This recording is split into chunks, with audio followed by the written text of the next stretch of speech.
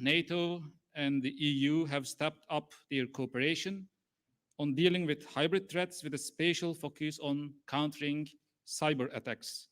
And they are also closely cooperating with different partners, such as Ukraine. Hybrid threat actors, either state or non-state, seek to exploit the vulnerabilities of these to their own advantage by using, in a coordinated way, a mixture of measures like diplomatic, military, economic, technological, while remaining below the threshold of the formal warfare. Examples are the hindering of democratic decision-making processes by massive disinformation campaigns, using social media to control the political narrative or to radicalize, recruit, and direct proxy actors. And in this digitalization and advanced technology age, emerging hybrid and cyber threats are mostly high-tech. And the new technologies provide not only new power of armaments, but also the ability to exploit weak points in all spheres of functioning of a state. New technologies allow the possibility to achieve strategic goals by unconventional and cognitive effects, such as technologies of social influence and manipulation, cybersphere, disinformation, and possibilities of significant damage of a state's control systems. And this has been also the case, particularly in the context of the current COVID-19 pandemic. Technologies such as social media made it possible for an actor to remotely influence all main institutions and infrastructure of a state. It formed a basis for unconventional invasions of territory, often even without the use of the conventional military components. And Ukraine is one of the most affected countries in Europe by these hybrid threats, with its occupied territories and influencing all aspects of its social life, on which our speakers will focus as part of the discussion actually today. Yeah. And facing these threats, how we can build or sustain a Europe at peace and harmony is the question, the open question for debate today. We will have two panel discussions moderated by Mr. John Jacobs, the director of the Atlantic Forum. The first panel will focus on the implications of hybrid threats on the idea of Europe in general. And the second panel will discuss reinforcing European resilience against these threats, targeting specifically Ukraine and beyond. And we have very interesting speakers coming from different backgrounds and organizations, including the EU institutions, the Commission Support Group for Ukraine, European Union Institute for Security Studies from France, and the European Center of Excellence for Countering Hybrid Threats from Finland, which closely cooperates with the EU and NATO. And we have also interesting speakers from Ukraine, the National Academy of the Security Service of Ukraine and Cyber Unit Technologies, and also Belgian and Dutch think tank foundations as well. And two of our speakers will join us online as a part of our hybrid event. And now I don't want to take your time and would like to invite Mr. Yehor Pivovarov, Chargé d'Affaires of Ukraine, to Belgium and Luxembourg for his keynote speech. The floor is yours.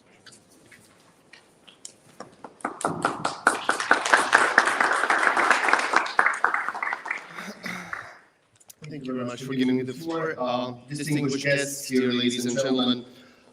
Before I start, firstly, I would like to address my words of high appreciation to our partners and co-organizers of today's event, Beyond the Horizon think tank, that has invited Ukrainian embassy in Brussels, which I have already had to this expert discussion. We value your intellectual and practical support in making this event possible. Thank you very much. I also would like to ask our dear colleagues to be actively engaged in today's panel discussions, because the topic is very important for us, taking account of the contemporary situation in the cyberspace. My words of gratitude comes also to my team from Embassy, who practically did almost impossible and applied very much forces to organize my participation. Vlada, you did a great job. Thank you very much.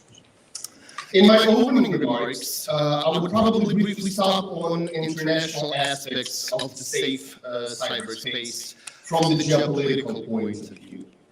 Diplomacy is not only about negotiating. Today, it is more about having practical results and building bridges between allies to protect ourselves from those who do not respect our values and our vision of the future. A safe and predictable future where cyberspace simplifies our life, makes it comfortable, but not for spreading false violence and propaganda. I would like to start by saying that hyperactive development of IT technologies progressively led to the reformatting of internet space. Nowadays, it is no longer a comfortable platform for communication, but also a real weapon. A real weapon which becomes more and more dangerous in hands of hackers and criminals. In fact, we all could testify that cyber attacks become a new method of warfare. Such warfare of new generation is more convenient and much less expensive than the classic war. It is enough to hire a group of high-end IT specialists who, by using specially created software, could break necessary computer servers and deactivate almost any navigation system of any type of weapon. Moreover, unlike classic wars, it is difficult to detect a starting moment of each cyber attack. It is potentially traceless, it is almost invisible, and software can be created by the states or individuals. Ukraine, on its own experience, has convinced itself in the fact that safe cyberspace and existence of reliable mechanisms of international containment and counteracting against cyber attacks organized by state and non-state actors have a crucial role in ensuring peace, stability, and security at the regional and global levels. Ukraine is a strong supporter that the idea of the information and communication technologies, ICT as we call it, shall be used only as a tool for development, according to the provisions and principles of the United Nations Charter that some states, P5 members, ignore and disrespect. Transparent and inclusive international dialogue based on the principles of openness could stop and prevent the current active usage of ICT as a method of fueling conflicts and hostility. International policy progressively becomes very vulnerable to cyberspace and to cyber attacks. That was confirmed by interference into US, French, German electoral campaigns 5 years ago, and even recently, made, as it was confirmed officially, majorly by Russian hackers. Those insolent crimes show us how cyber state-sponsored criminals are currently trying not only stealing money from your ATM cards or hacking your personal data, but impact over the global agenda and international affairs. Today, as you all know, Ukraine is still facing a Russian military aggression, 7th year still on. A so-called hybrid war initiated by Moscow against our country has multiple dimensions. Cyber attacks became one of its major destructive elements. Since December 2015, Ukrainian governmental institutions and objects of national vital critical infrastructure have been facing an unprecedented number of cyber attacks against our power plants, state institutions, national bank, different organs, ministries, Facebook pages of our governmental officials, etc. In 2014 until today, Ukraine has faced an unprecedented number of all cyber attacks that can be counted in every country of the European Union since the last decade. it makes us all to think who wants the destruction. The answer is obvious.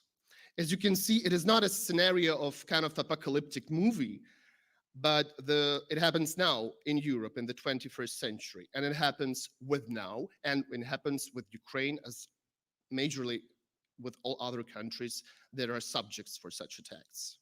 As you can see, ladies and gentlemen, we became a polygon for testing a new cyber warfare methods that later on will be used to impact your life as well, like they have impacted ours.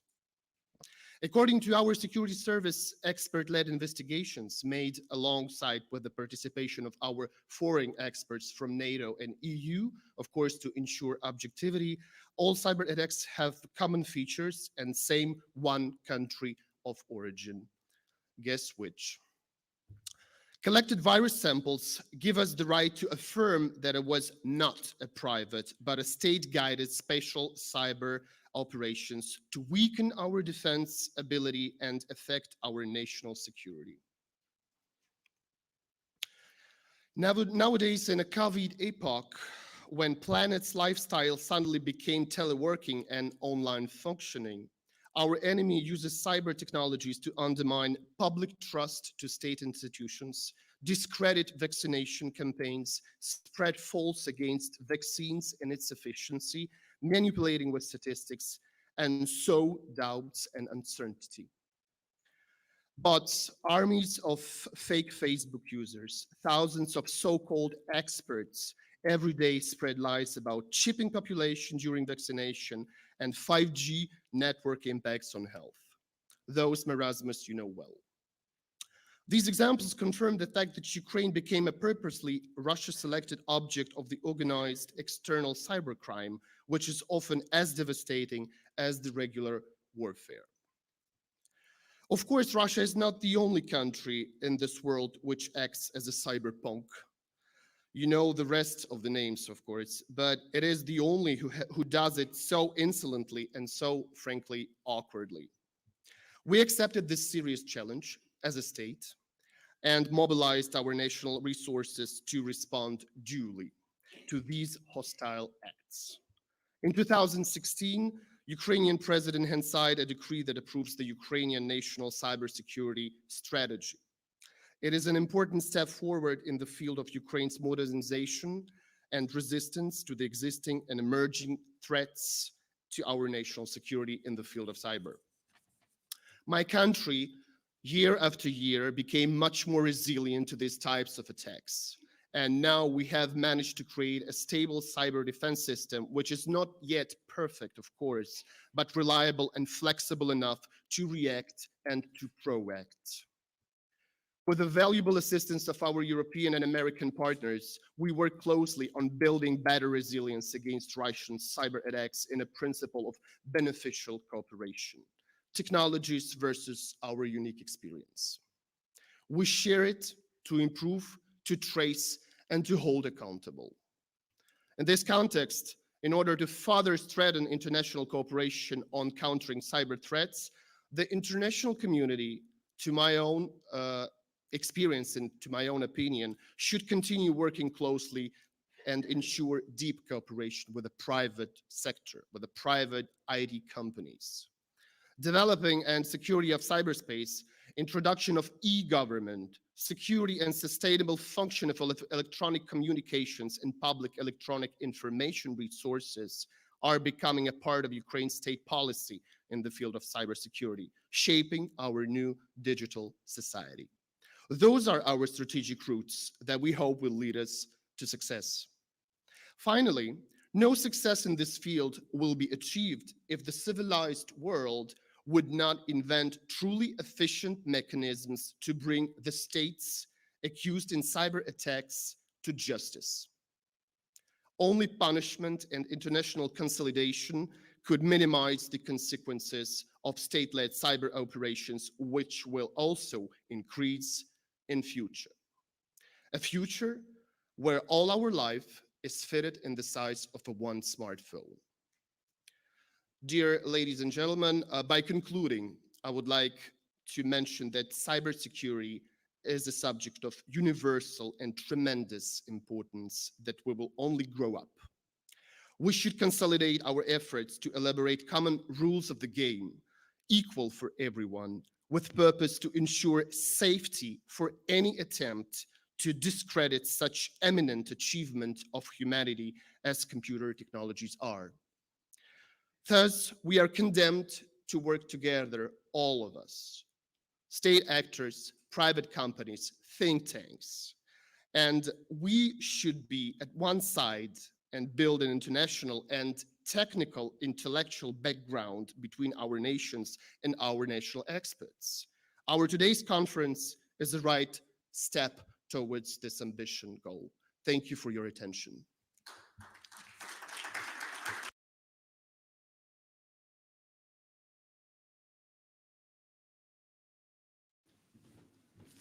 Thank you, Mr. Fyodorov, for your keynote speech. And I would like to invite the first panelist to the stage to start the discussion.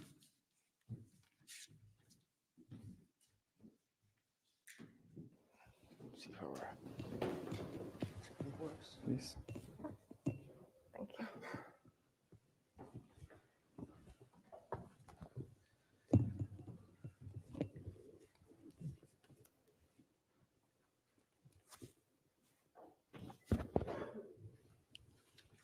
All right, good morning, everyone. Good morning. So my name is John Jacobs, and as was introduced before, I'm here on behalf of the Atlantic Forum. Though I am obligated to say that I'm also a Dutch Army officer, but not speaking on behalf of our Minister of Defense. Actually, I will not be speaking a lot at all because we have an excellent panel today, also in hybrid setting with online and physical presence.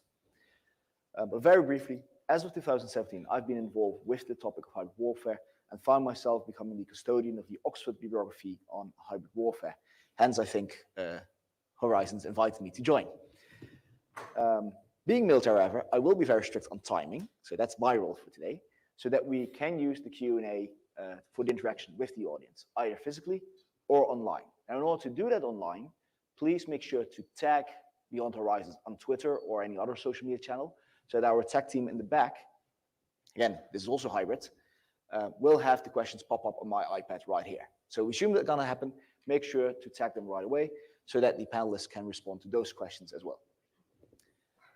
Now, I want to start with our online speaker who is calling in from Finland at the European Center of Excellence for Countering Hybrid Threats, a joint COE, well, it's a European COE, but with support from NATO as well. And I'll have you trivia know that the Kingdom of Belgium is joining the COE, and tomorrow the NAC will be visiting you. Let's see if we have a contact. I have someone on screen. Tech team, ready? Hello, good morning from Helsinki. Do you hear me?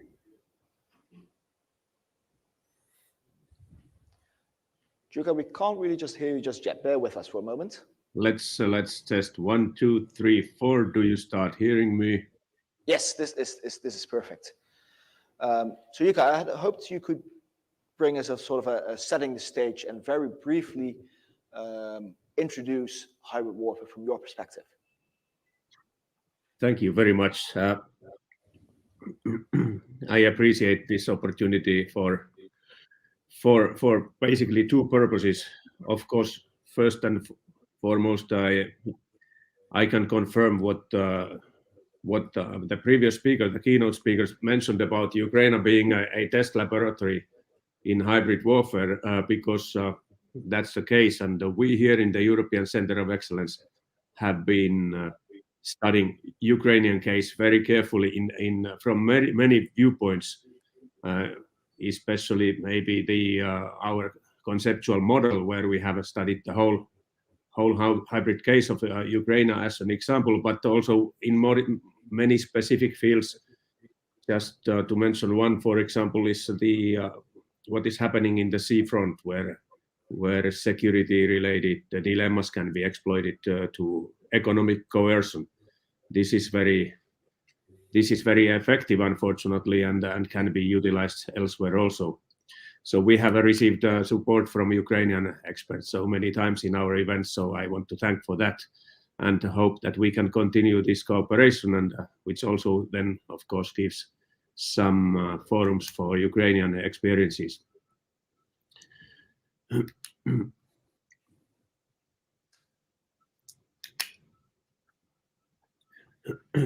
Well, just very briefly, the European Center of Excellence for Countering Hybrid Threats is a new installation here in Helsinki. We base our activity on working in networks, and our membership is for states who are members of the European Union or NATO. And we started in 2017 with 9 signatory states, but now we are already up to 30. So the EU and NATO member states have wanted to join in and support our activity. And of course, this whole idea and the terminology of using the word of hybrid threats was based on what was experienced in Crimea and Eastern Ukraine.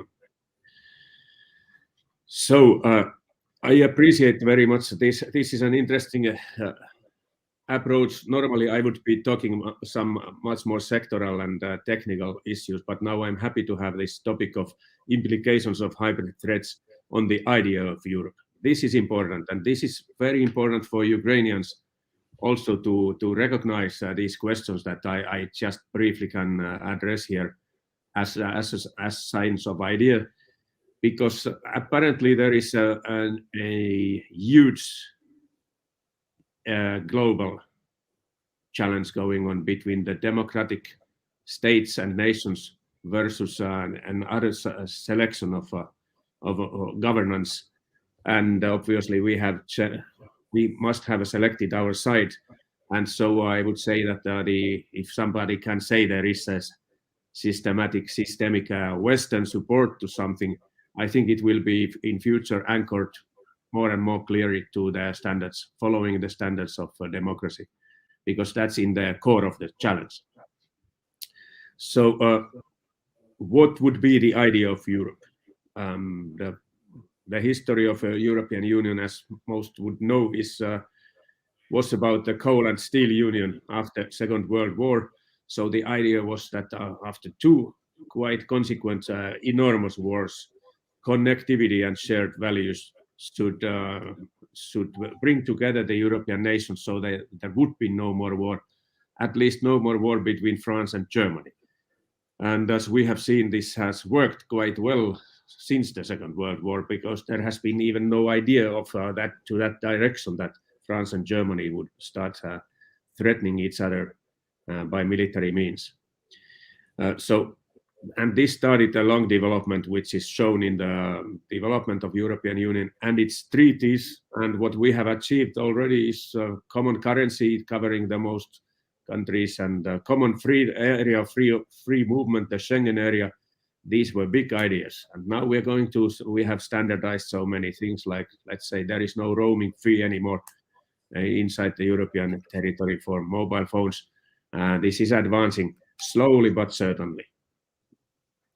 So, but to concentrate on the real idea of Europe, I would say we need to look at what is democracy, what is the idea of democracy, and that means we will look at it in versus authoritarian regimes. And we are conducting a study right now on resilience, and there we find it important to notify what is democracy, and we find it's not written clearly anywhere. But certainly in the field of democracy, we have separation of powers, the judiciary, government, and the parliament, the lawmaking power, they must be separated clearly. There should be some sort of elections, obviously, from ancient Greece even. We have noticed this, but then it was quite limited. Nowadays, I think every citizen should have the rights to be either a candidate and also a voter freely. And then there are, in EU treaties, we have some definitions, but they very much just state the words of democracy and human rights. So there are a lot of standards that are necessary in the field of democracy, and such are freedom of expression, openness of governance, legal certainty, that you can trust that the laws will be implemented, and that the acts of the authorities must be based on laws that come from the parliament that was legally selected. And very important in practice, presumption of innocence. So that when somebody gets arrested, the burden of evidence is on the side of the state. So nobody should be put in the position where they themselves need to show their innocence. And also physical integrity of citizens. So we have this in 3 dimensions. This is the civil society. We have the institutions that need to follow the democratic principles. And then we have systems where we need to have a market freedom. So now let's look at the adversaries. We have post-communist governments in Russia and in China too. They had a big problem about how to handle the follow-up of collapse of communism. And now in Russia, long story short, they think they have preserved the whole of their national property by what they did, and centralizing the powers, not allowing the oil fields and gas fields to be bought by foreign capital. And a little bit similar, of course, is China, but they have quite well joined the international free trade area, but they are limiting it anyway, so it's not a fair play. So they want to undermine trust in our societies, and we must have decided to maintain our trust. And I would like to now finalize by urging Ukrainian people also to understand that democracy needs to win because it's quality of life and values, and democracy creates the best economic creativity, and people do want democracy. And in order to be solidly supported by the West, one should try to implement the democratic standards in the society. Remember that authoritarian regime, this has been known for centuries by mankind already. Authoritarian regime will first create enormous bureaucracy, and then it will create corruption. And these limit the creativity and activeness of economy and the people. And so democracy in the long run will win, but we'll see at the time scale. I think I used my 10 minutes, so thank you for this, and I'm ready to continue. Jukka, thank you very much for that. And well, very fine within your 10 minutes. Excellent. We'll move straight on to the physical speakers, starting with, on my right, Nada Kovalchikova. It's not bad for pronunciation, is it? Who is in charge of transatlantic security at the European Union Institute for Security Studies. But you're also a researcher. Pretty much everything that deals with hybrid warfare. So please take the stage and explain us on your research and your recent findings on what's really now the issue. Thanks a lot, John, and good morning to everyone. It's very nice to see you in person, but I'm also glad we have an audience following us online, and I hope to receive questions also from you afterwards to engage in a conversation with you all. So as John mentioned, my name is Nadia Kovalchikova. I'm a senior analyst at the EU Institute for Security Studies, which is an EU agency analyzing foreign policy and security policy of the EU. And I focus on transnational security. And hybrid threats are a big part of my portfolio as I look at different dimensions of hybrid threats, foreign interference, information manipulation, election integrity, but also just the wider context of the transnational security and cooperation between EU member states and partners and allies. So just to summarize or make sure that we are on the same page from the beginning about the concept of the hybrid threats, the way I am going to look at it and discuss today with you is to look at it as an umbrella concept that regroups different types of activities that are either coercive or subversive, led or used by different actors, state actors, non-state actors, who have a specific objectives that are trying to undermine the trust in the democratic institutions and processes, and they do it below the threshold of formally declared warfare. So just to bring the concept together, of course, this incorporates different elements or coming from different sectors or dimensions, from energy security to finance, malign finance to cyber operations to information manipulation, but also more broader economic coercion or the operations in the information space. So what are the main factors of hybrid threats that we need to be aware of is the use of ambiguity. So whenever we have ambiguity, so lack of transparency or lack of clarity, this is a very fertile ground for different actors to abuse, to exploit, and lead operations that can undermine our trust, but also capacity to respond or withstand different threats, in this case, hybrid threats. This can be either at the individual level or collective level. And we have seen, of course, we have a very clear example in Ukraine for already many years, too many years, and also in other countries, Georgia, or even within the European Union or in the United States of America. So these threats are very well led also within already established democracies that have even strong alliances. So we are all here to raise awareness, I think, about this, to also fill the gaps that exist, the vulnerabilities that are being exploited, and to look at the tools that are being used and the tools that we can use to protect democracies and the democratic values. So what is going on at the current state in the EU? What are the problems that we are facing at the moment? There are various problems because different member states are facing different hybrid threats. So one of the issues is that the information manipulation or disinformation is not perceived in the same way, is not always even included as a part of the hybrid threats. And it's not necessarily a concern to national security strategies in some countries. In other countries, it is part already of the national security strategies. Hybrid threats, for example, we have seen have been included into the Czech national security strategy just very recently. Several other countries already adopted as well this language in their national security strategies. Other countries didn't.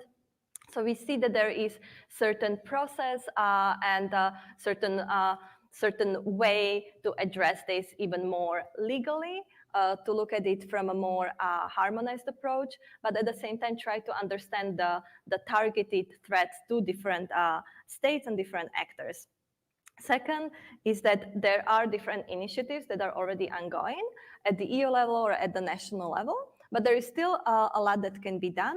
But what has been already done, just to maybe summarize a few initiatives that are ongoing and that are relevant to our discussion, is the External Action Service activities. There are strategic communications team focusing on the Eastern neighborhood, on South, on Western Balkans.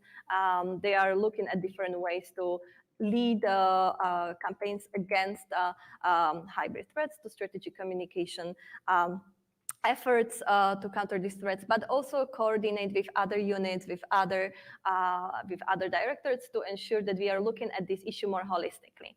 And what does it mean looking at the issues of hybrid threats more holistically? It's to look at it in the cooperation with other actors. So the governments, the EU institutions, NATO, and other international organizations, but also incorporate into the decision shaping and discussions, media organizations, civil society, and the private sector, which sometimes poses challenges to make sure that we can all agree on certain points that bring us forward to counter the hybrid threats. Also, there has been established rapid alert system.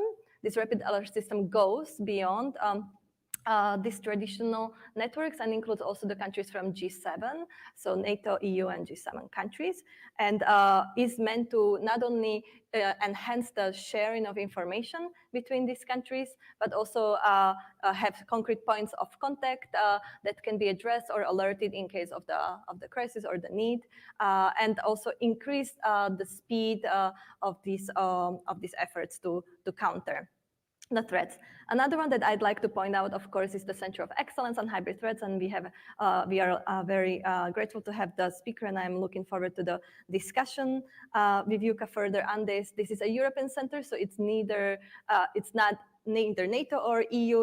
It's both. It has different member states, but not all the member states of the EU or NATO are members of the Center of Excellence. So this is I think, an opportunity still to deepen these cooperations between the states. And one other thing I would like to mention is the code of practice on disinformation, which brings me to the point of the cooperation with the private sector as well. This code of practice on disinformation is a good tool, is a good measure to build on, to enhance the cooperation with the social media companies, but at the same time to encourage them to enhance their tools to counter information manipulation across their platforms, but also others, as these manipulated messages and narratives are actually traveling between different platforms, even those that are not signatories of the code of practice on disinformation at the current state. So what can be done? So we know that there are tools used by the actors, there are measures that we have already been adopting. There are a lot of problems from undermining the trust, increasing the sense of insecurity, exploiting the vulnerabilities that are existing, the loopholes in our financial systems, in our information systems, in our security systems, and others. So what can be done? What should be done? So there can be different levels of responses, but they have to be multi-level, that's for sure. So in case of addressing the hybrid threats that are multi-layered, we also have to think of these tools of response in the multi-layered sense, in the multilateral sense, but also in the transnational sense. And that's one of the good ways to share the lessons learned. I think Ukraine, for example, as we have already heard, and there is so much more to learn from, Ukrainian example is only one example where many times we feel we know already everything, but there are actors on the ground that are facing the threats on a daily basis that could also perhaps be more engaged in the conversations to share their experience and also relate to other citizens in other countries, as many times there is also the agency put on the citizens to counter these threats on their own, to educate themselves, to increase their media literacy, to digital literacy. But there is also responsibility from the institutional actors, such as the governments or the EU institutions or others, to help counter those threats more effectively.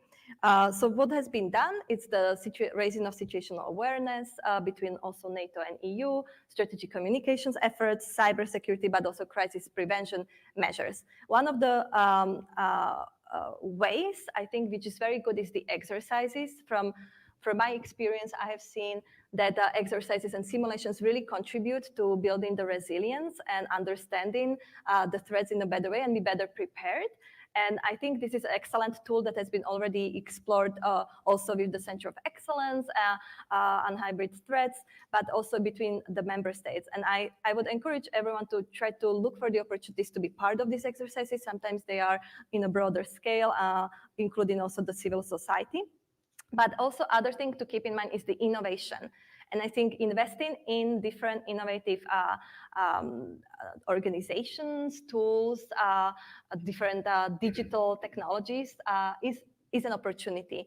Cyber operations, of course, are exploiting the current technological advancements, but we have amazing opportunities to actually also invest more in more innovative ways to also be more effective in countering such threats. And I have seen the signal of John that I will have to summarize.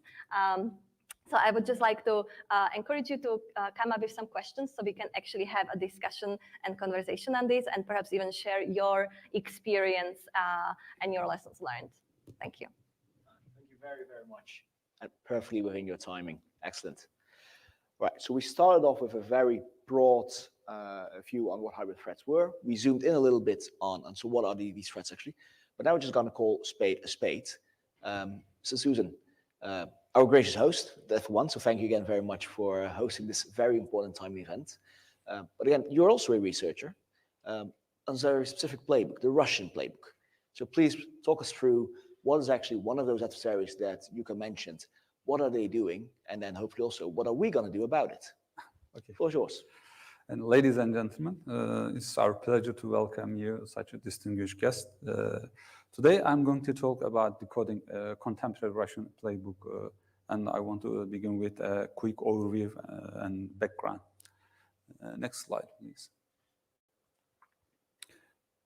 To understand the Russian playbook deeply, I have examined the Russian actions and counteractions since 2007 and made cross-case analysis using computational techniques.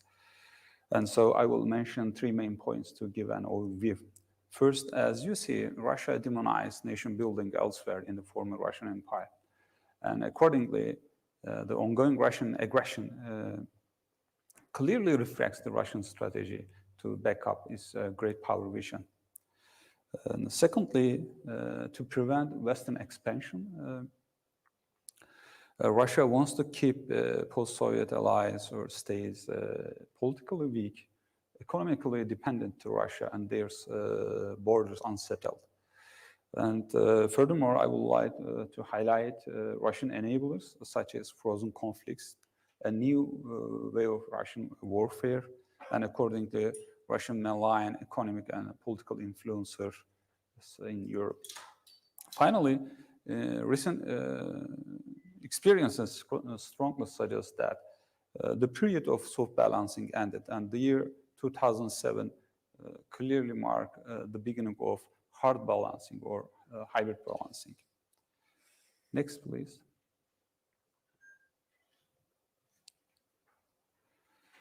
Against this backdrop, next, please. We can start with the general view of Russian new way of warfare. The character and the fundamental rules of the war have changed. What we are witnessing today is a new way of warfare, mostly employing disruptive technologies, high-tech cyber and hybrid threats, especially. In this frame, Russian way has six interconnected dimensions, as seen on the slide. And employing disruptive technologies is the key cross-cutting issue. To obtain a deep understanding or insight on the role of disruptive technologies, first we need to explore actions and counteractions in each dimension, as well as hyperconnectivity or relations or patterns among these events. So we can move the next slide, please. We can move to general concept of computational approach that I use. I do not want to go into details. Overall, there are 4 stages, starting from data ingestion and ending with simulations. Next, please.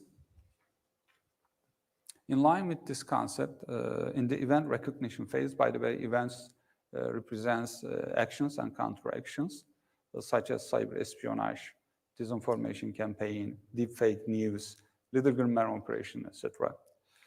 And I have divided recognized Russian actions and counteractions into 4 different groups: overt, covert, direct, and indirect, and cluster around 2 phases, shaping and intervention phases. Next slide, please.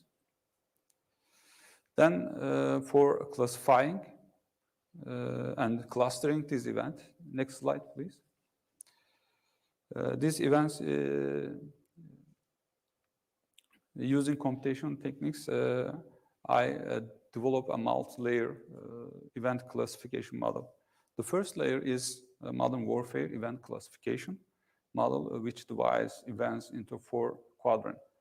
The horizontal axis covers the Russian events from covert to overt, and the vertical axis displays the spectrum from direct and indirect. For instance, the left upper quadrant, namely direct covert, contains cyber espionage, disinformation campaigns, election interfering, little green man operation, and the likes. Next slide, please. After that, as a second layer for classification, I use conflict intensity spectrum. Events executed by Russia are categorized in 5 levels of intensity, from dispute to war. Alongside the conflict intensity spectrum, all Russian events are clustered, as I mentioned before, around 2 phases, namely shaping and intervention phases. As you see, the nexus of these 2 phases is violent crisis. I will touch upon the importance of a violent crisis later on. Next slide, please. Now we can turn to mapping of the Russian playbook. This mapping is just one outcomes of the study. The slide is very busy, I know, but I will try to explain in a simple way. As I mentioned earlier, each axis has two layers. That's why we call it multi-layer. Proximity accounts for hyperconnectivity or strong relations with the events which are close by.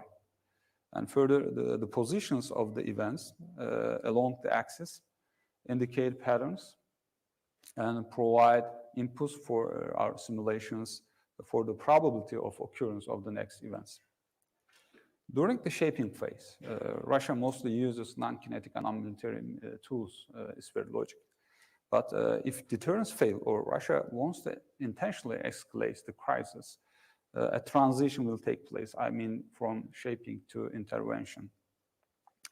The key characteristic of intervention phase is always operating below the legal threshold of war. And use of disruptive technologies, as I mentioned, a cross-cutting way is also visible in all phases. Finally, I would like to mention the nexus. Please recall that the nexus representing violent crisis. As you see, comparing the distribution of other events, the nexus and intensity of the events related to violent crisis is also clearly visible in this chart. Next slide, please. Now, I would like to end with some key takeaways. There are 6 things to consider. First distinct feature is exploiting legal gap and geopolitical inertia. Russia starts one-sided move, then creates or develops facts and waits for sanctions. Secondly, digitalized political warfare, which is the key instrument of great power politics, becomes more evident in Russian case. Thirdly, the gray zone tactics, which are a covered subset of great power competition, and short of conventional war, requires a clear spatial attention. Ambiguity, as Rada mentioned, and the deniability are the defining characteristic of the gray zone tactics. Accordingly, the nexus, the violent crisis, as seen in all cases, is too hard or too late for the third parties to mitigate or respond or counter if the crisis or conflict passes this critical age. Therefore, the threshold for the rule-based international order is a violent crisis to counter Russian aggression.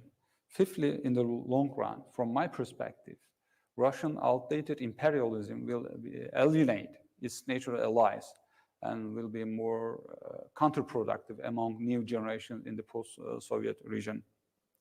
Lastly, Russian playbook can be easily translated in other capitals, as well as by malign non-state actors as a new way of warfare against Europe or Western civilization. That concludes my presentation. Thank you for listening.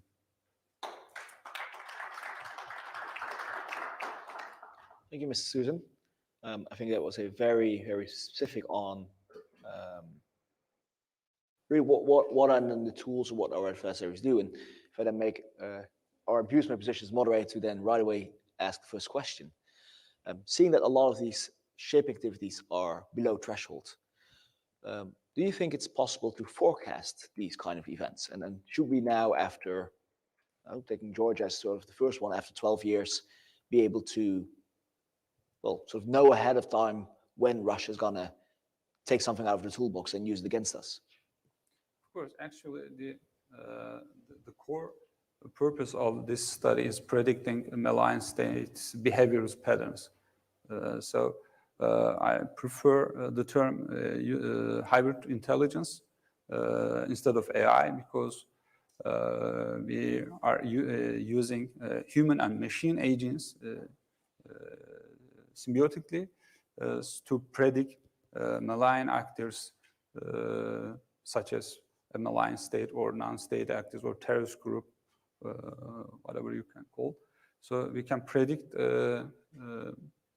their behavioral patterns, as I try to show in the mapping of the Russian playbook. So we use in our system objects.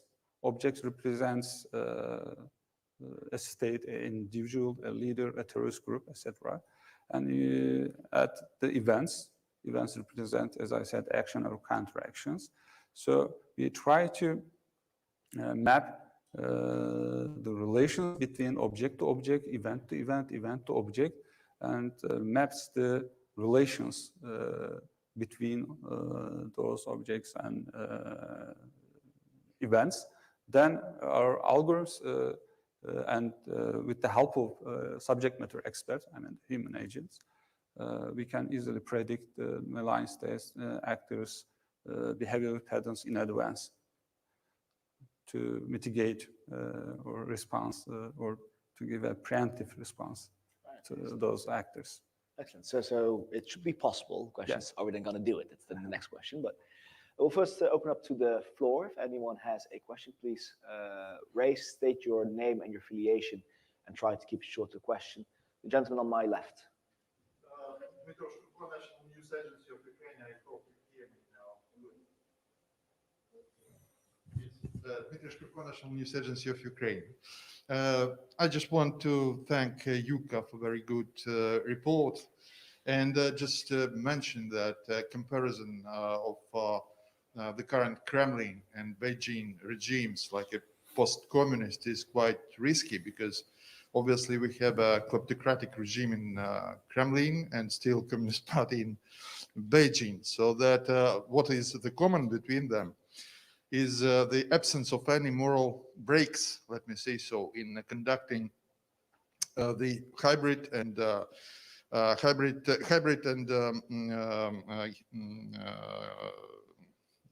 attacks against us, against Ukraine, against Europe, and against the civilized world.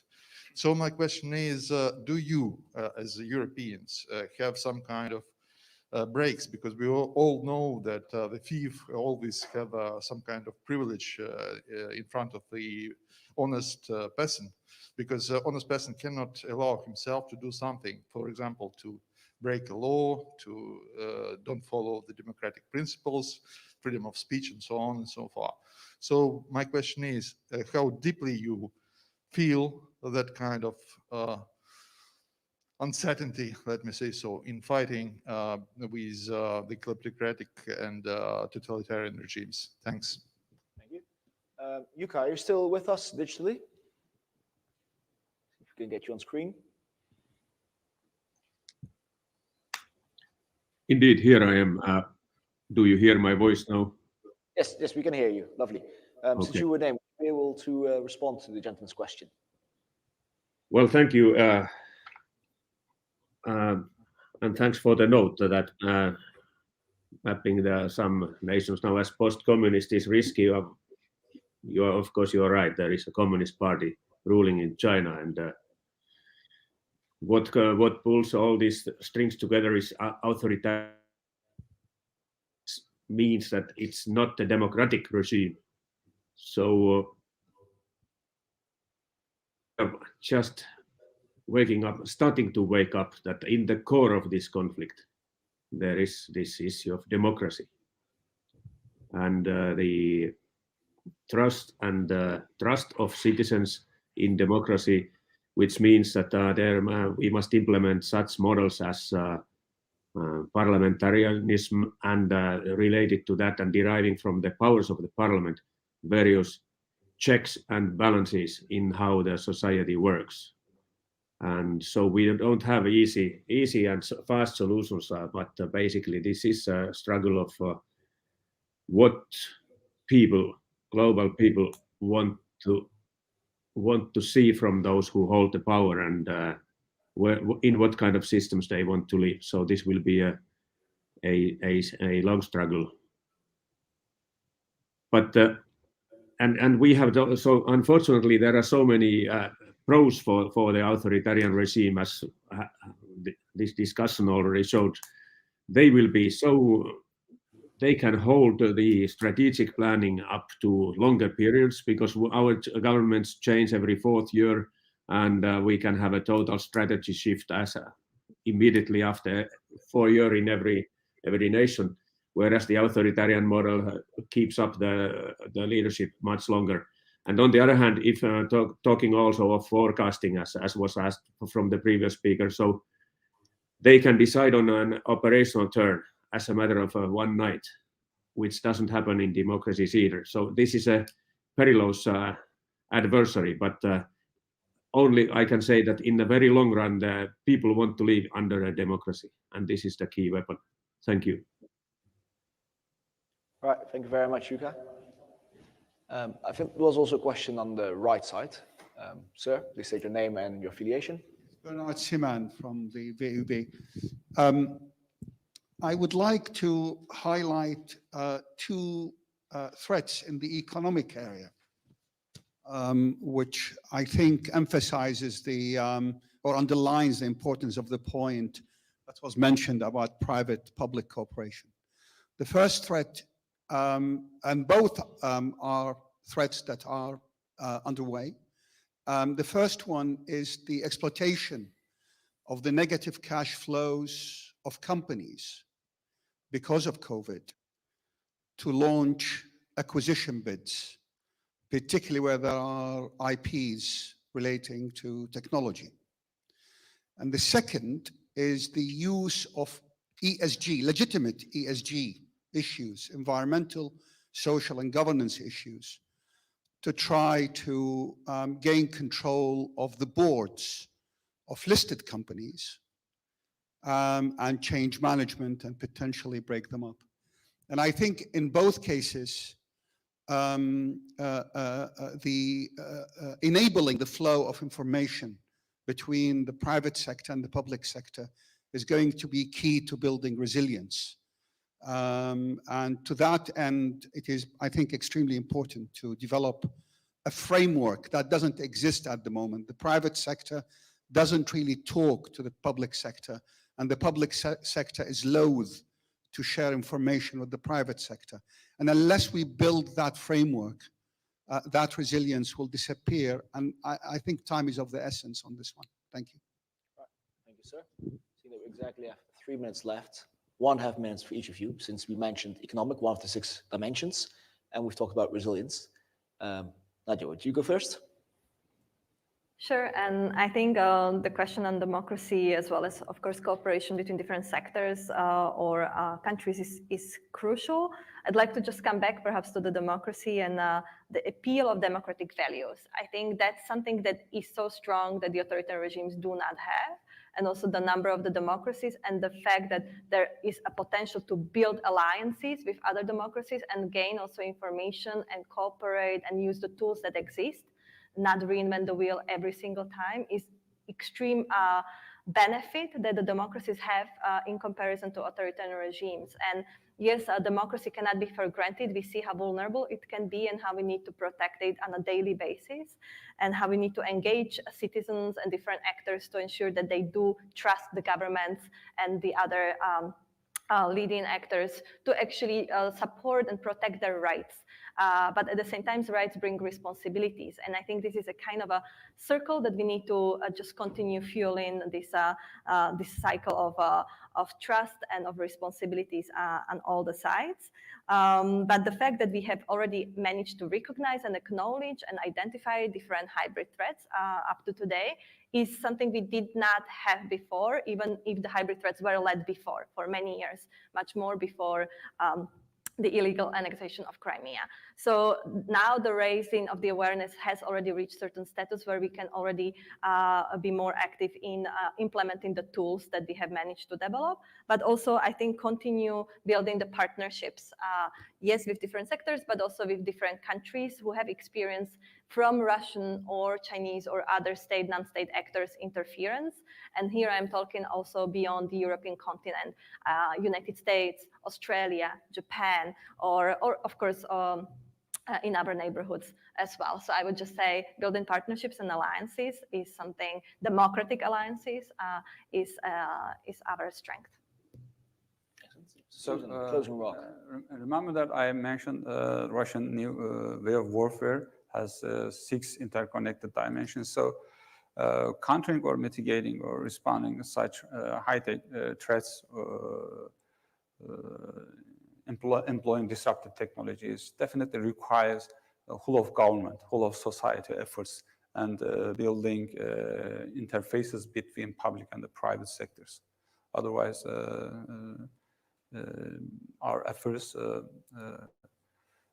never be enough to respond to such threats or risks emanated from the malign actors, including non-state actors, not only states.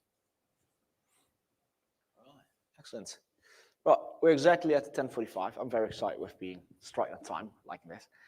So we'll take a short 15-minute break for coffee.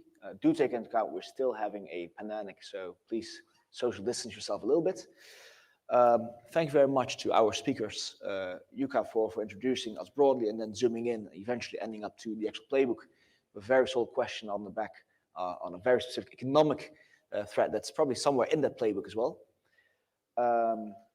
We also set a little bit of stage already for the next panel. So props to Fatih for designing how the agenda is looking like.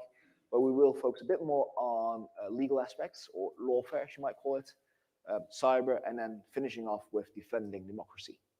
So thank you very much for joining us. The people who are joining us online, please do reconvene us at 15 minutes and use the hashtag and the tag on Twitter to engage with us for questions. Thank you very much.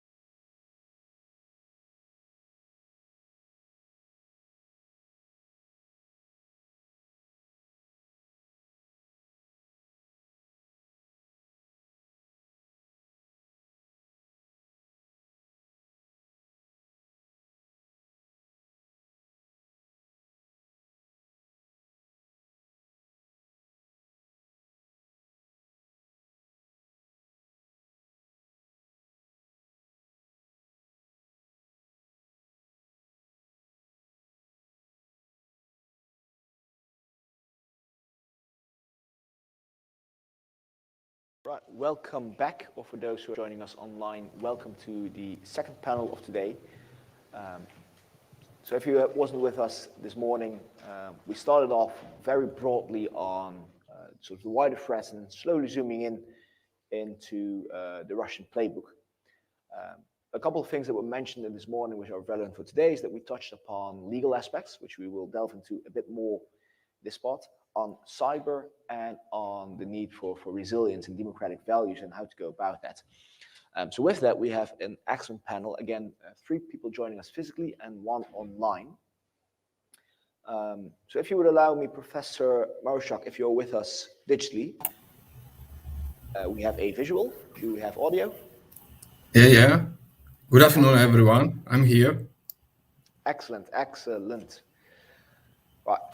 So I'm not going to do the whole list, but you have a very wonderful CV, a Doctor of Law, Professor Laureate of State Province of Ukraine and Security and Technology. So really the nexus, if you will, of legal aspects, lawfare, but also of technology.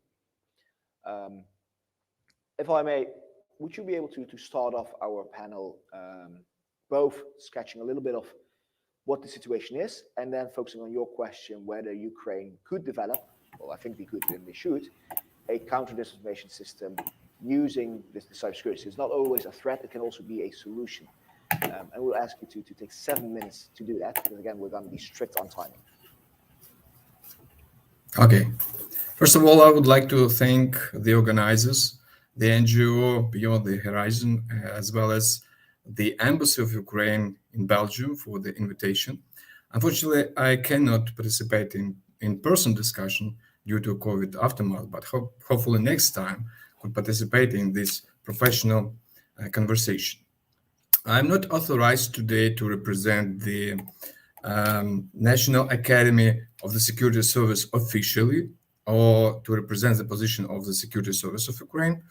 But I also represent the NGO International Information Academy, which was founded in Ukraine in 2018 in order to disseminate the truth about the events in information realm.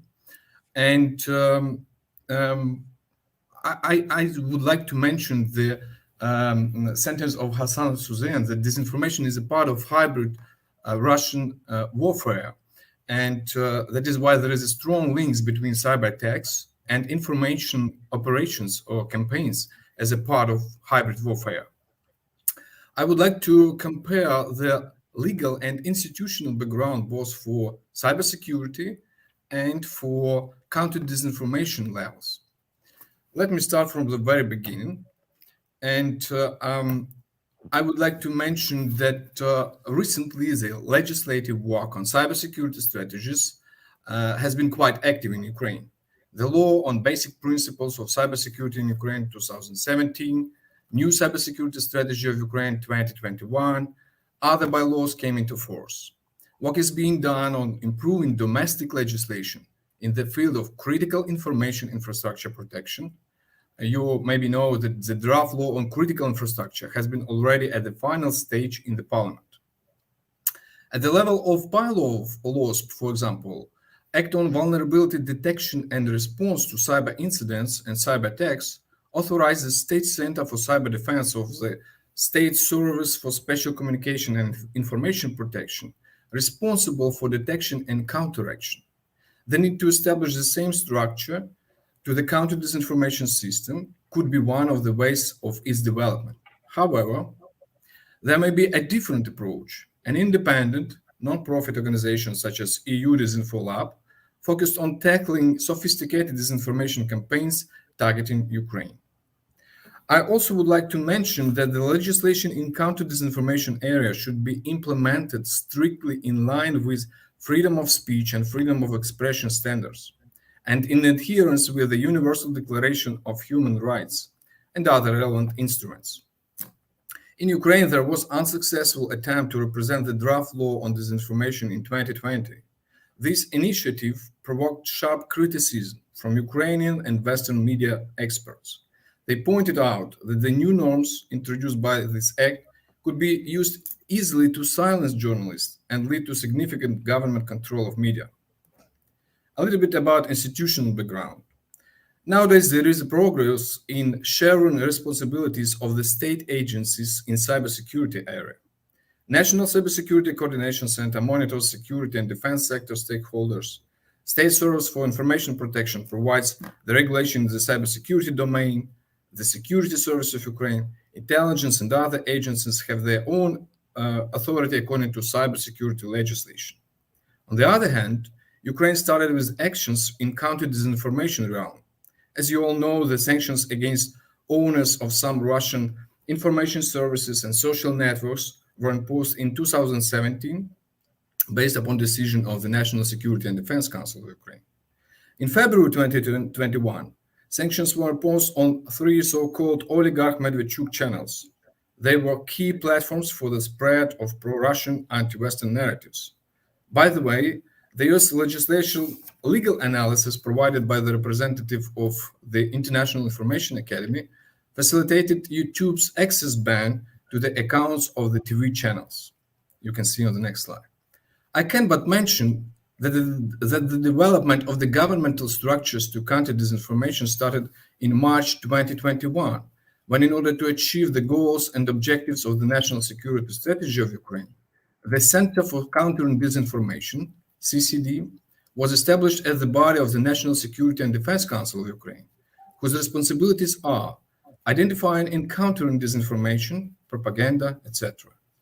In March 2021, the Center for Strategic Communications and Information Security was established in the Ministry of Culture and Information Policy, with the main objectives which included the development of counter-narratives to Russian Federation information campaigns, the inclusion of Ukrainian narratives in the daily communication of the government, etc.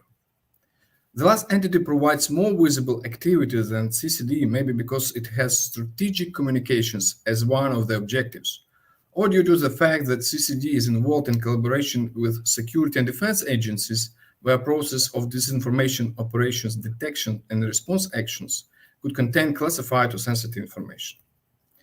On the next slide, you can see some activities and projects provided by YouTube, by Facebook and Google.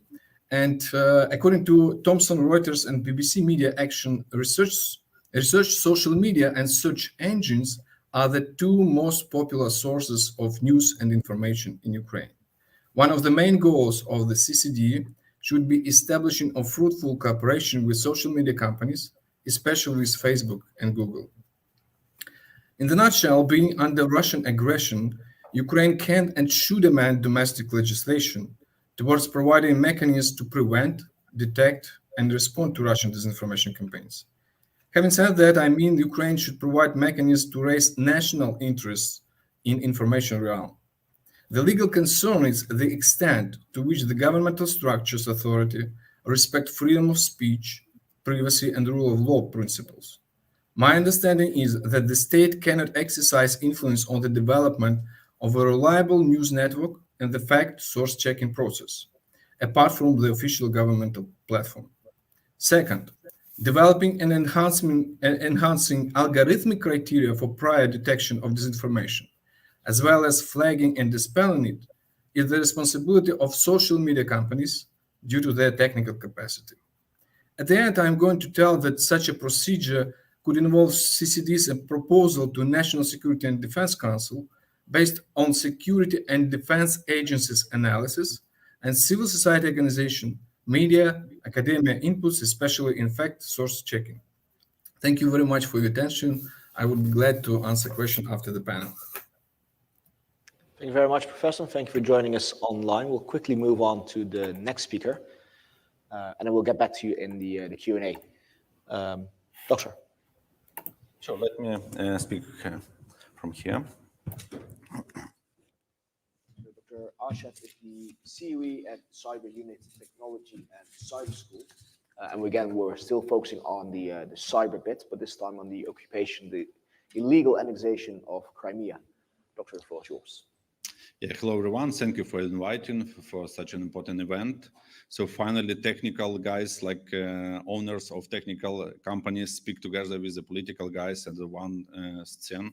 It's very important for us because it's not possible like to have good results without cooperation between technical and politicals. So yeah, I'm a CEO and co-founders of Cyber Unit Technologies and also Cyber School. It's a school of white hat hackers. A couple of words about myself. So we are working worldwide. We have offices in 5 countries, and now we popularizing the concept of white hat hackers, of using white hat hackers for especially for the object of critical infrastructures, not only in Ukraine but also in other countries. We are also developing several international papers for legislative cybersecurity reforms in Ukraine, and not only cybersecurity but also in blockchain industry. I'll explain you why I'm talking about blockchain industry a bit later. So we are providing cybersecurity services for blockchain industry, and now our students and our graduates from our educational project Cyber School, they working on defense of the office of the President of Ukraine 24/7. So today we are going to speak about cyber occupation of Crimea.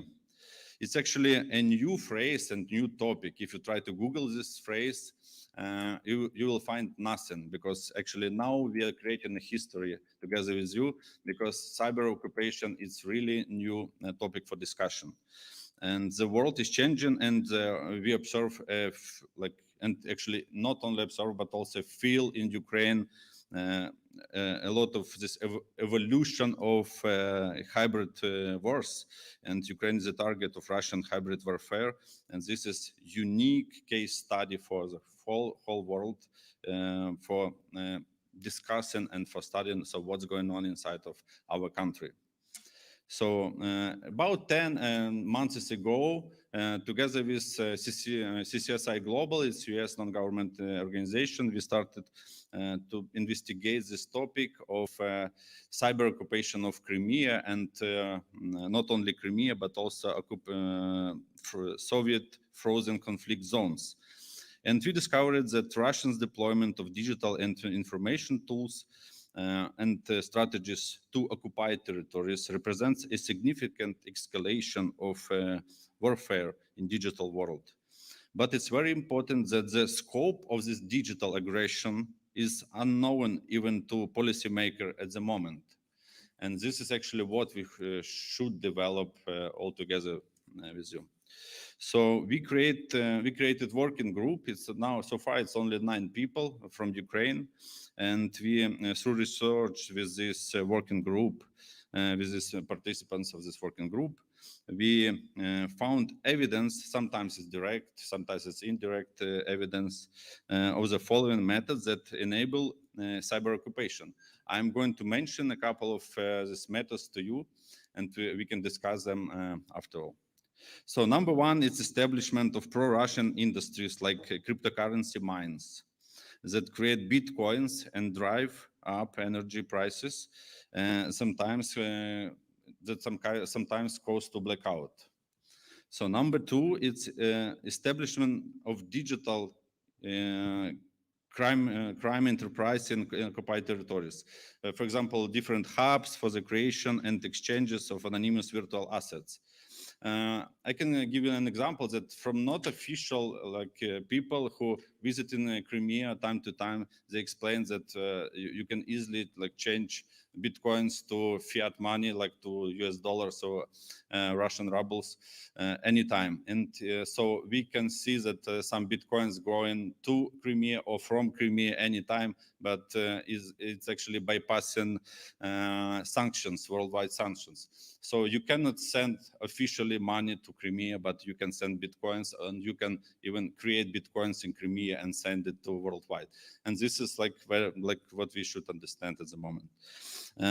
Number three, a wild array of tracking and cyber attacks that remove pro-Ukrainian leaders from social media. So it's a big question, like how we can like to fight against this problem, because the main office, for example, of Facebook's like for our region is in Russia, and it's like it's not easy like to compete with the main office of this region. So number 4, it's a public databases organized by pro-Russian leaders, labor pro-Ukrainian activists in order to prevent them from moving across borders. So there are like plenty of lists where people can like see if you are in list, it's not allowed to you to go through a border like to Crimea, like in some case. Okay, number 5 is occupied databases like driver licenses, banks accounts, properties registers, to no longer recognize Ukrainian Crimea data and thus ownership.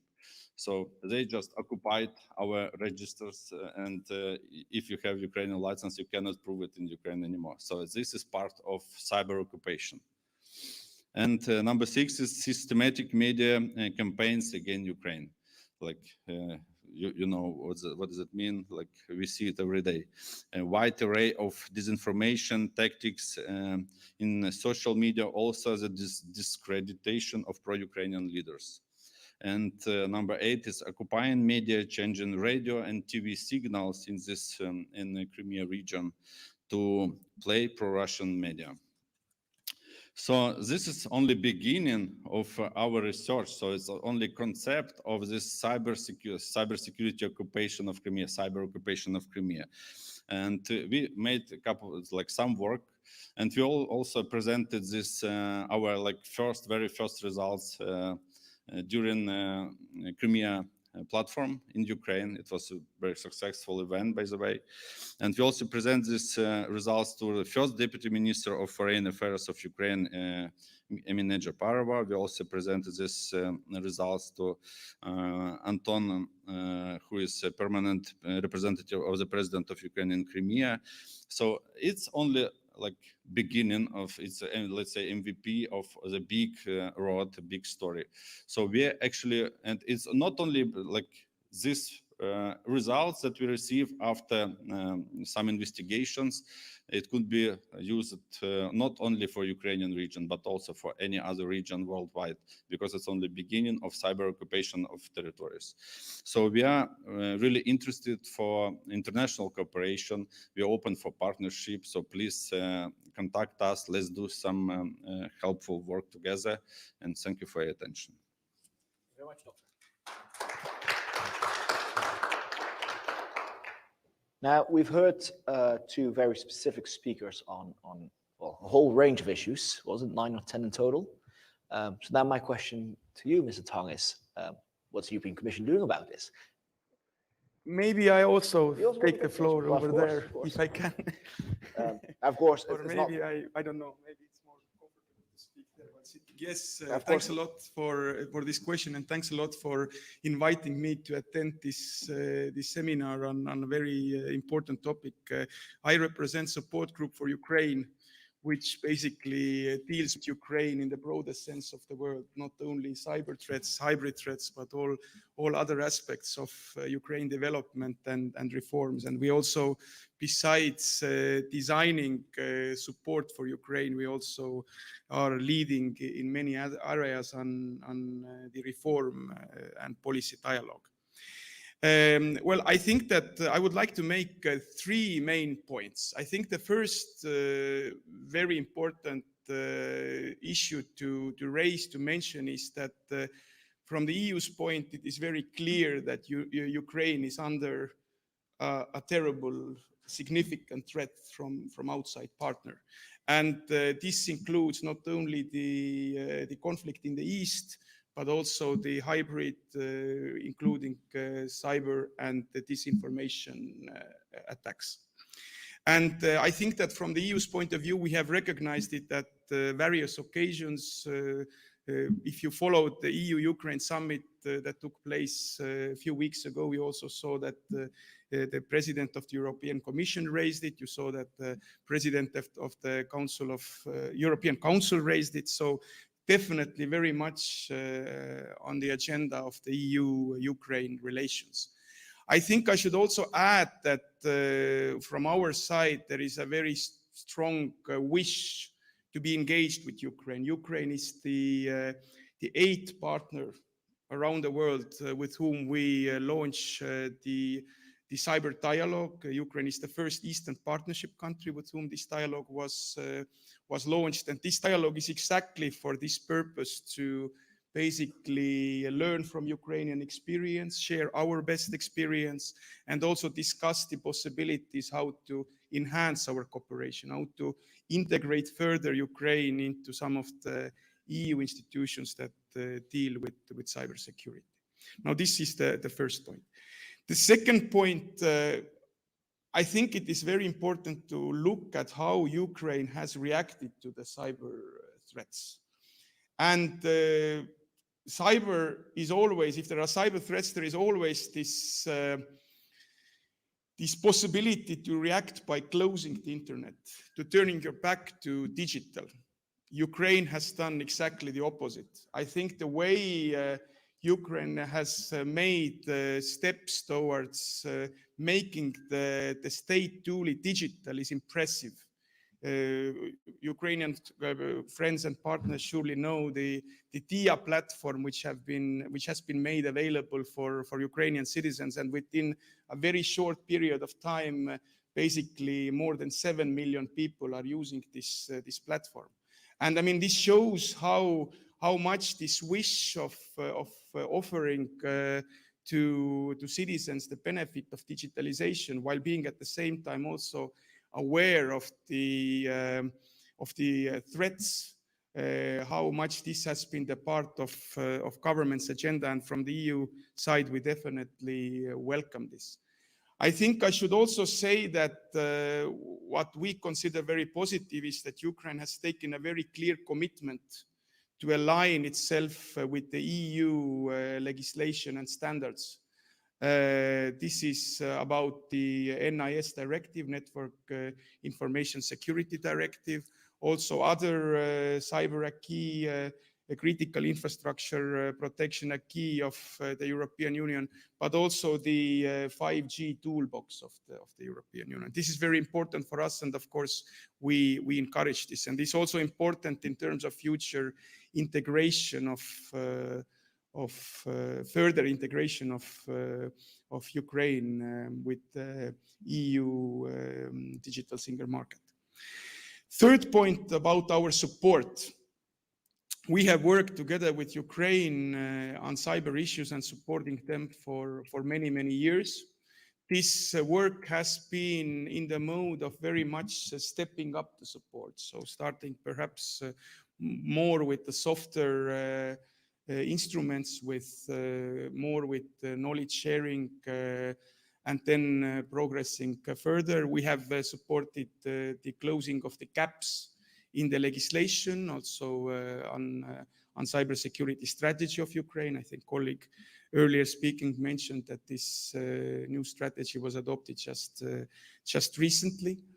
And also very important, the operational preparedness.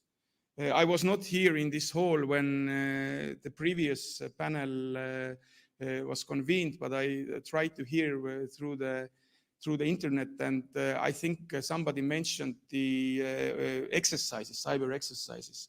Basically, we have agreed with Ukraine that we organize cyber exercises through our project, to our digital program at least twice a year. And the most recent exercise took place in September this year, and it was considered success with many teams from different institutions participating, and also appreciating that this simulation really contributes to the overall preparedness to cyber attacks. And of course, we can do more. We will try to bring in more, let's say, more strategic and also more long-term way the EU member state cybersecurity experience. We will soon launch a twinning program, and and the EU cybersecurity agencies can be part in implementing this. This will also involve having in place a resident twinning advisor who will then work with some of the main cybersecurity interlocutors, mostly the State Service for Special Communication and Information Protection. And maybe a final point, we are also exploring possibilities how to support Ukraine in the area of cyber in the defense sector. And then I think this is something that still needs to be discussed and agreed internally in the EU, but I think that there is definitely further potential there. Thanks a lot for inviting me, and ready to take any questions that you may have. Thanks. I think particularly on the last point that we can have a very good Q&A, but before we go to the Q&A, we have one last, I think we'll describe as activists and advocates. So I'm quite fond of that. So we're ending well on a call to action note with Defend Democracy. Yeah. Alice, the floor is yours. Yes. Hello, everyone. When preparing my talk, I realized that in a way, the year 2021 is kind of an anniversary, though not a happy one. But I will aim to end my talk on an optimistic note. In 1989, some thought that history had ended. It was the end of communism in Europe, of the Soviet Union, and of the Cold War. It opened the door to German unification, an unprecedented European Union stretching from Lisbon to Tallinn, and the enlargement of NATO. While I'm not a historian, based on my observations, I would argue that for Europe, history took off again in 2014. 2014 was a key year for Europe, in particular for Ukraine, but also for Europe as a whole. And in hindsight, 2014 was also a key year for geopolitics and democracy. A quick timeline, though not complete, but you're probably all familiar with it. February 2014, Russia's illegal occupation of Crimea, still ongoing. April 2014, Russian aggression in eastern Ukraine, still ongoing. July 2014, Russia downs flight MH17 in Ukraine. Almost 300 innocent people died. 200 of them, almost 200 of them, were my compatriots. I'm from the Netherlands. 2014 was also the year of trolls and bots. Did you know that the Russian troll factory, their highest output ever, was not the US election of 2016? It was around the downing of MH17. In October 2014, Russia attacks a Czech ammunition depot. December 2014, Russia says it wants to bypass Ukraine as a gas transit. February 2015, Gazprom warns of serious risks for gas transit to Europe. Sounds familiar? Spring 2015, Russia hacks the German parliament.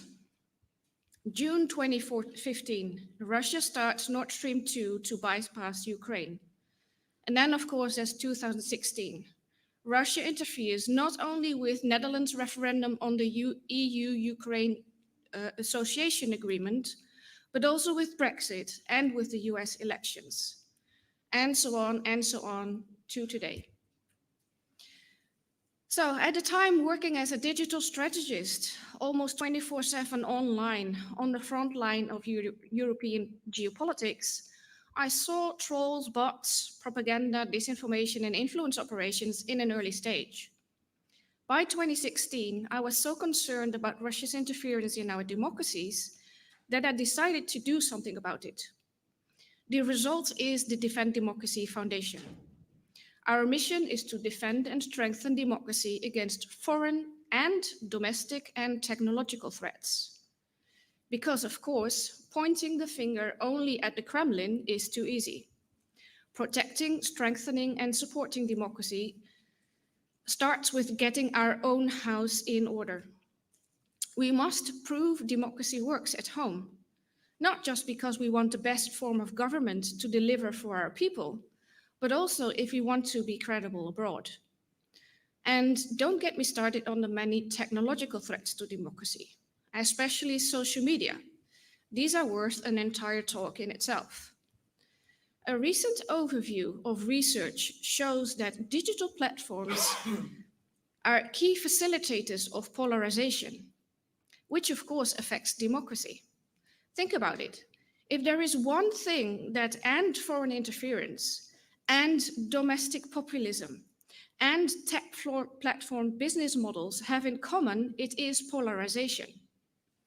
So as long as tech platforms have polarization as their business model, it can and will be abused by authoritarian adversaries to further polarize our societies.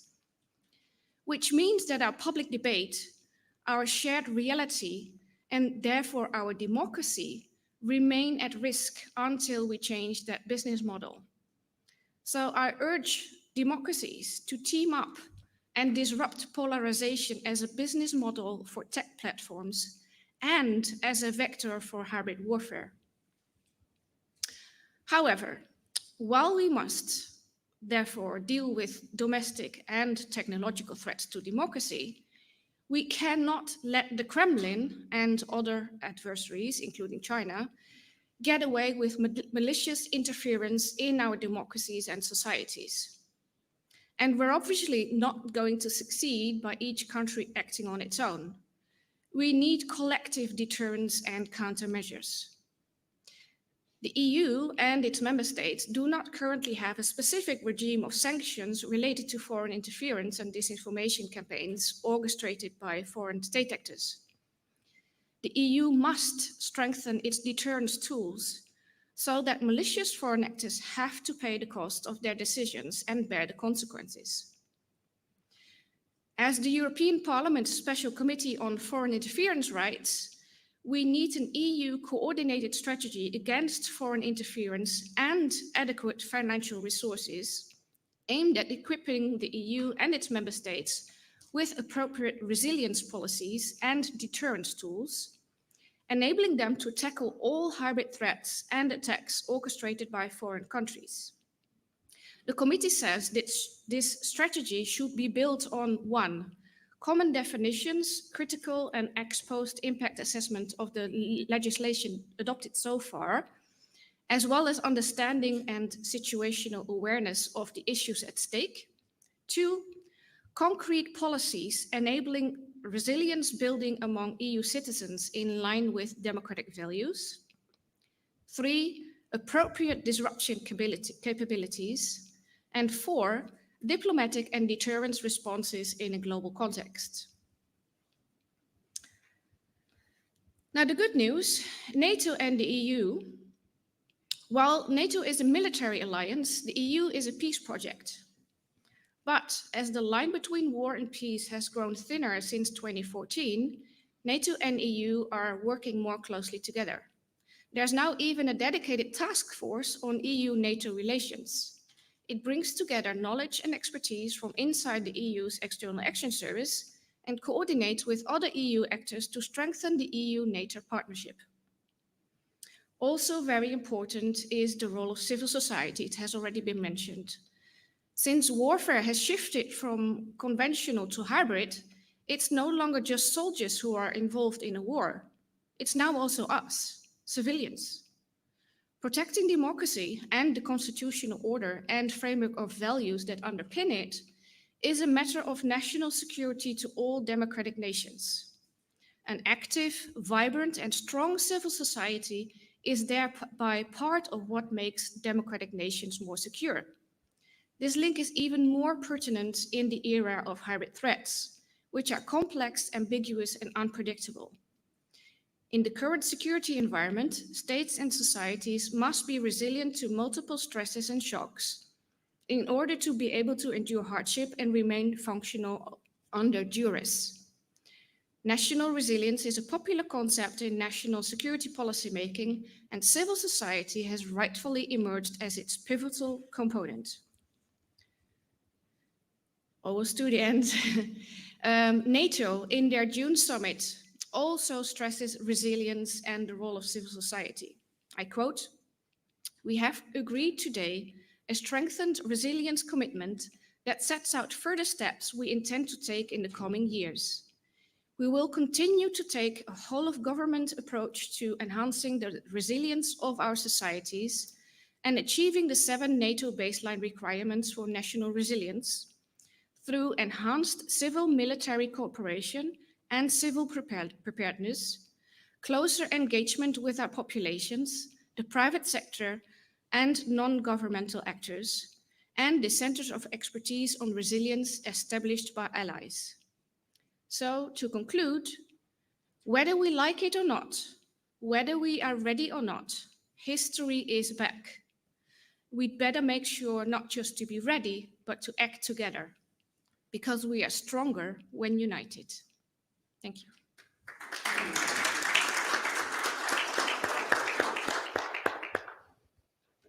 Thank you, Alice, and thank you for ending on a positive note. Surely uplifts my spirits on a Monday morning. All right, we still have about, say, 5 minutes left on our panel now. So I want to see if there are any questions from the floor. We have one gentleman there, one gentleman over there. We'll take for the gentleman on the right in the gray jacket. Please rise, state your name and your affiliation. My name is Onur Sultan from Beyond Horizon. My question is to Mr. Tang. I want to understand, and if you possibly could explain to us the depth of the cooperation between EU and NATO, and how that goes on, and how often and how deep this cooperation is. Thank you. Yes.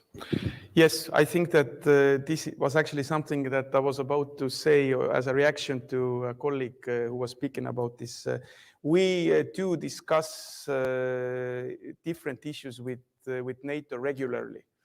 And when it comes to cyber, hybrid, disinformation, then not only that we discuss them, we share the experiences, we compare the notes, we actually also do things together.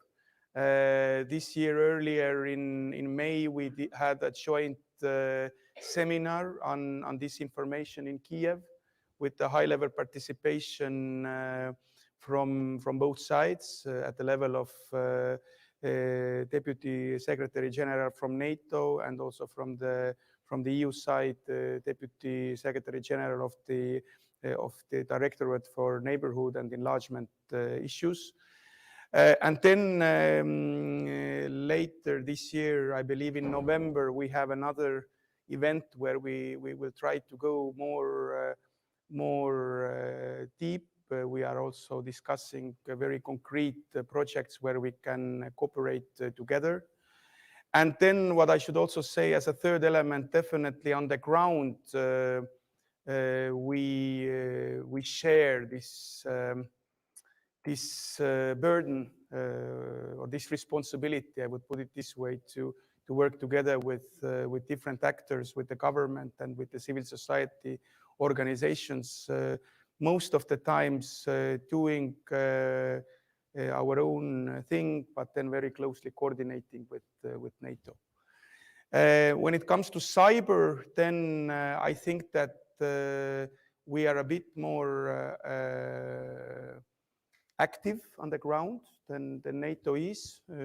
NATO used to have a cybersecurity trust fund, which was very important a few years ago in supporting the military sector and equipment.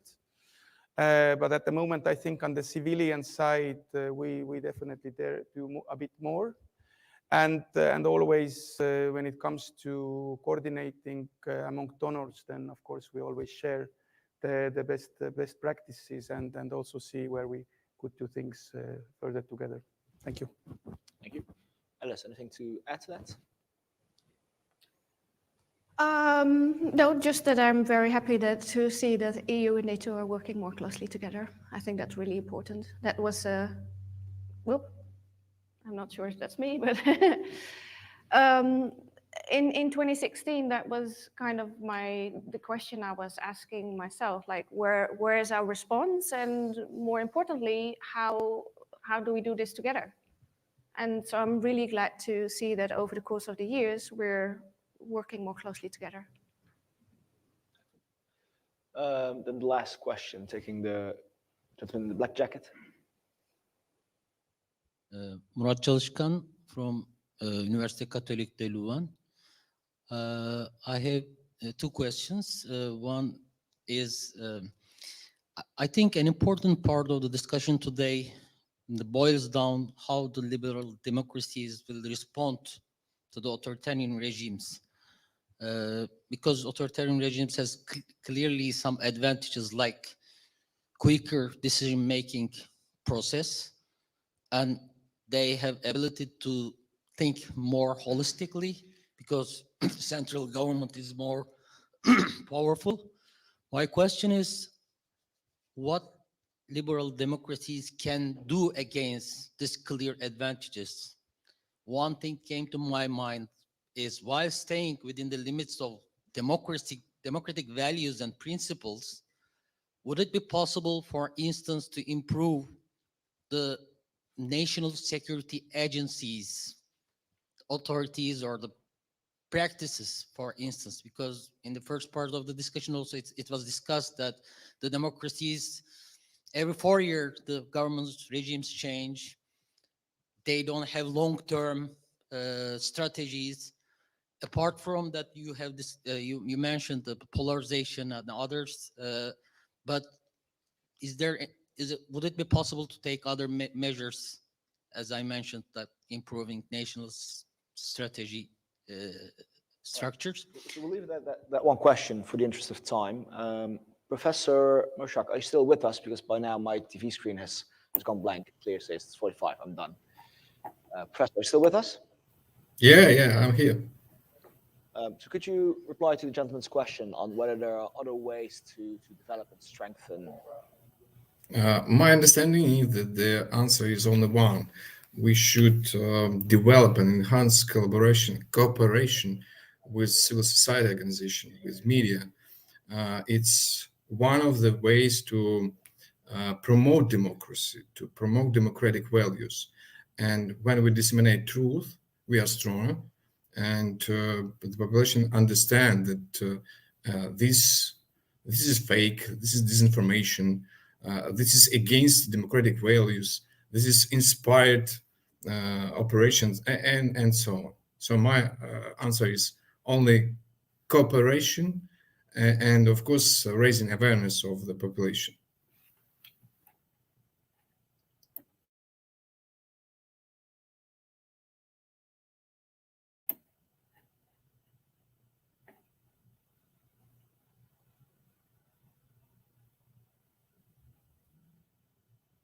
Can you hear me?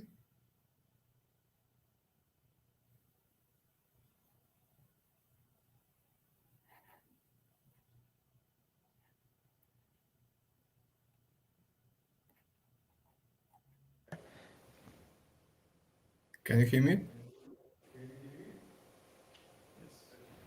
Yes. I think this is fine. We have a little bit of echo, but if you speak slowly, it should be fine. Oh, nice.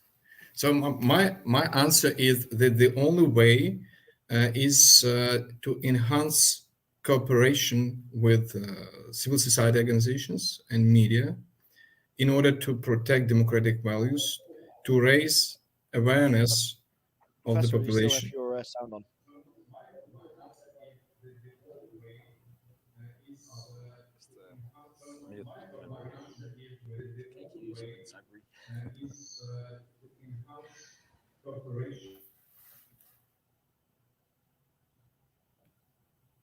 A little bit technical issues, yeah.